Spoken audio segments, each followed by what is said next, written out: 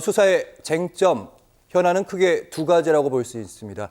이 명 씨와 국민의힘 김영선 전 의원 간에 이루어졌던 돈 거래의 성격, 그러니까 이제 검찰에서는 이제 9천만 원 정도 이렇게 오고 갔다 이렇게 보고 있는 거죠. 그리고 미래한국연구소가 실시했다는 여론조사 비용 3억 7천만 원이라고 강혜경 씨는 이렇게 얘기를 하고 있습니다. 그러면 남는 금액이 있습니다. 한 2억 8천 정도. 이 돈이 어디서 나왔는가?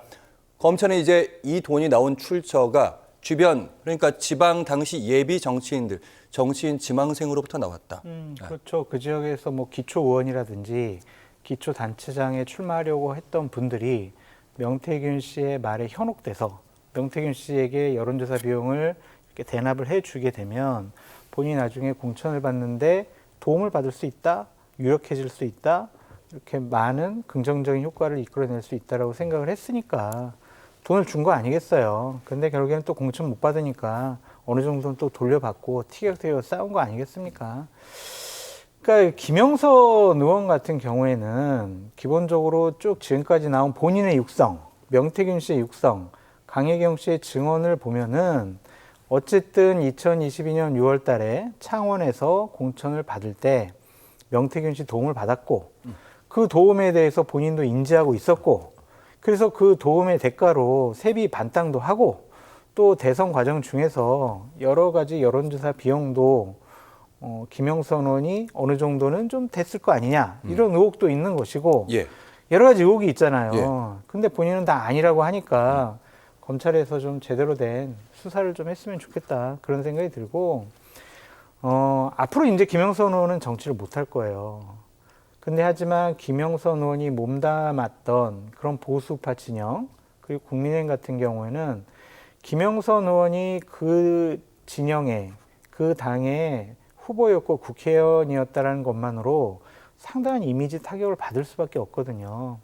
근데 어제 김영선 의원의 모습은 아니 몰라 보수파 모르고 국민의힘 뭐 어떻게 되든 난 몰라 나부터 살고 보자 나 처벌받지 않도록 내가 더 많은 노력을 해야 되겠다. 그런 이기심이 보여요. 그러니까 참 저런 분이 국민의 대표였다는 게 아까도 말씀드렸지만 부끄럽고 창피하다. 그렇게 말씀드립니다. 네, 이 사건 결국 이제 검찰이 이제 수사를 하고 있습니다.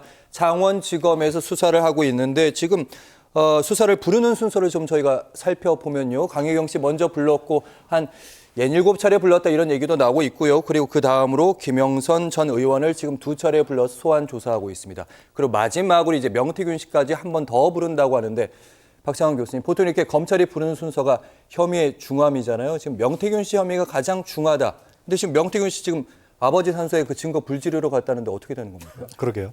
이건 이 명태균 씨 관련돼서 선관위의 제보가 작년 12월 달에 됐습니다.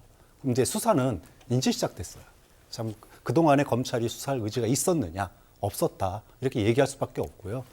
그리고 이제 지금 이제 결국 수사가 본격적으로 밀려서 진행되고 있긴 한데 중요한 거는 검찰의 수사 의지예요. 앞서도 얘기했지만 과거에 이재명 대표 관련돼서 대장동 3인방 해외에 있는 사람까지 정말로 검찰이 잡아왔지 않습니까? 김성태 회장 해외에 있는 사람 잡아다가 결국은 다 불게 만들었어요. 자, 그런데 국내에 버젓이 대통령 협박하고 돌아다니고 있는 사람 아직까지도 구속이 안 되고 있습니다.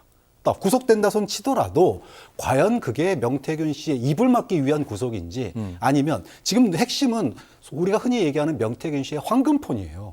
그 안에 이제까지 명태균 씨가 대통령 부부 김영선 씨 관련해가지고 수많은 통화 내용이 그 안에 다 녹취가 돼 있고 녹음이 돼 있잖아요. 우리가 지금 듣고 있지 않습니까? 그리고 대통령 부부나 또 주변과 나눈 문자들 많이 있지 않습니까? 이제까지 공개된 것은 빙산의 일각이라고 그랬으니 그 황금폰이 어디 있는지를 찾는 게 가장 핵심적인 내용이 될 겁니다.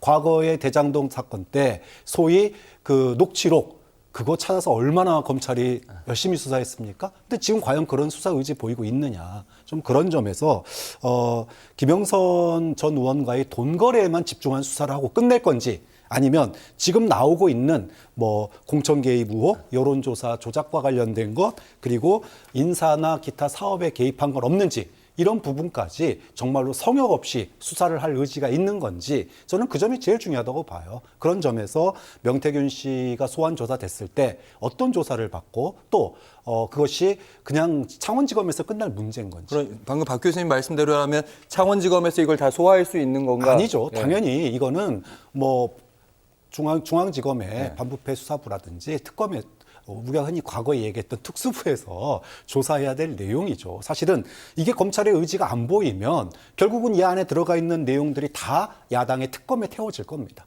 결국은 야당의 특검이 우선이냐 아니면은 검찰의 성역 없는 속도 빠른 수사가 우선이냐. 그런데 검찰의 수사 과연 그 정도 속도 낼 수 있을까? 김 여사 명품백도 못했는데 좀 그런 점에서는 검찰 수사 그렇게 크게 기대는 안 하지만 그래도 열심히 수사하는 모습을 국민들에게 보여줬으면 좋겠다 생각됩니다. 알겠습니다. 말씀하시죠. 이게 예. 윤석열 대통령 명예훼손과 관련해서 검찰에서 그러니까 10명의 검사를 투입을 해가지고 그 사건 조사하고 기소하고 그러고 있거든요. 예. 근데 명태균 씨 관련해서는 7명 검사를 투입을 했어요. 이제는.